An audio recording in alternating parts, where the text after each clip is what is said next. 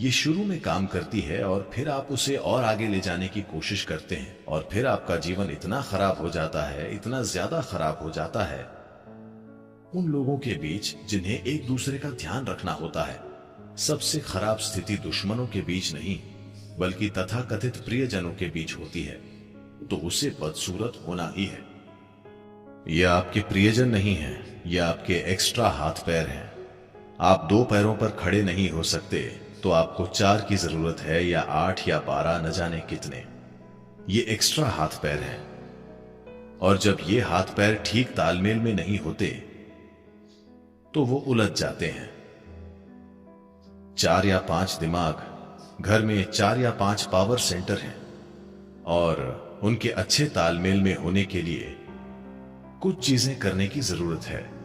इसे करने का एक तरीका है,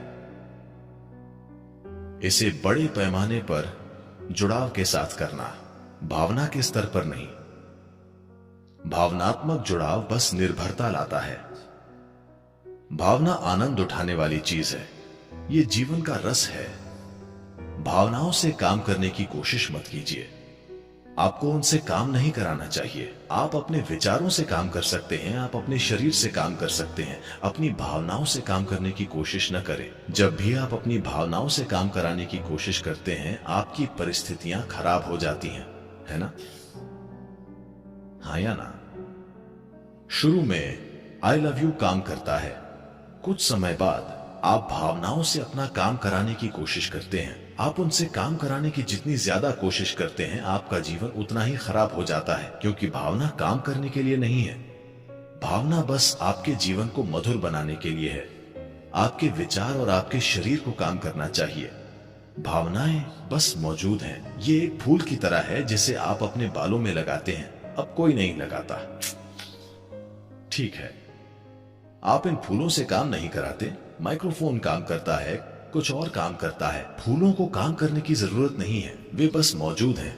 बस भावना ऐसी ही है, वो बस मौजूद है, सुखद और शानदार। अगर आप उससे काम कराना चाहते हैं, अगर आप अपनी भावनाओं से अपने आसपास से थोड़ा जीवन निचोड़ने की कोशिश करते हैं, तो उसे बदसूरत होना ही है। तो अगर आपके पास एक काम करने वाला दिमाग नहीं है, अगर आप सोचने के काबिल नहीं है, तब काम कराने के लिए अपनी भावनाओं का इस्तेमाल करते हैं।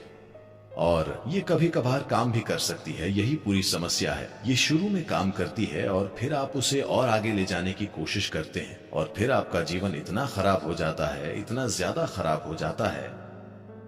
उन लोगों के बीच जिन्हें एक दूसरे का ध्यान रखना होता है, सबसे खराब स्थिति दुश्मनों के बीच नहीं बल्कि तथाकथित प्रियजनों के बीच होती है। आप सहमत हैं या नहीं? क्या मैं आप पर बहुत कठोर हो रहा हूं? हाँ या ना? तो लोगों की अपनी राय होती है। अगर आप किसी से प्यार करते हैं तो आपकी कोई राय नहीं होनी चाहिए। प्यार का मतलब यही है। प्यार का मतलब है कि आप एक दूसरे जीवन को पोषित करना चाहते हैं, कोई राय बनाए बिना। हम प्रियजन हैं, हमारी एक दूसरे के बारे में मजबूत राय है। नहीं, आप जीवन को बांधने की कोशिश कर रहे हैं। एक राय एक तरीका है किसी व्यक्ति को एक जंजीर में जकड़ने का। प्यार का मतलब है किसी व्यक्ति को एक नई संभावना में विकसित करना।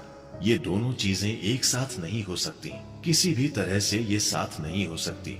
आप कभी कभार कुछ फैसले करते हैं उसे बेहतर ढंग से पोषित करने के लिए। आप घर में बच्चों को पाल रहे हैं, आपको कुछ फैसले करने पड़ते हैं जहां बच्चे अभी हैं, उसे अगली संभावना तक विकसित करने के लिए, उस पर राय कायम करने के लिए नहीं। जैसे ही आप एक राय बनाते हैं, आपको उस जीवन को एक नई संभावना में विकसित करने में कोई दिलचस्पी नहीं रह जाती। आप बस अपनी राय की एक खोल में उसे जकड़ देना चाहते हैं, और आप निराश हो जाएंगे अगर वो आपकी राय पर न चले। नहीं, ये इस तरह काम नहीं करता। अगर आप लोगों के साथ मिलकर रहना चाहते हैं तो ये पोषण का रिश्ता होना चाहिए, न कि राय का। ये इस तरह काम नहीं करेगा। बुनियादी प्रक्रिया ही गलत है। तो ये कैसे काम करेगा? संयोग से, स्थिति के नएपन के कारण, क्योंकि ये हनीमून टाइम है। ये कुछ समय के लिए काम कर सकता है, लेकिन उसके बाद ये काम नहीं करेगा। तो अगर वाकई ये एक प्यार का रिश्ता है तो कोई राय नहीं होनी चाहिए। केवल पोषण होना चाहिए।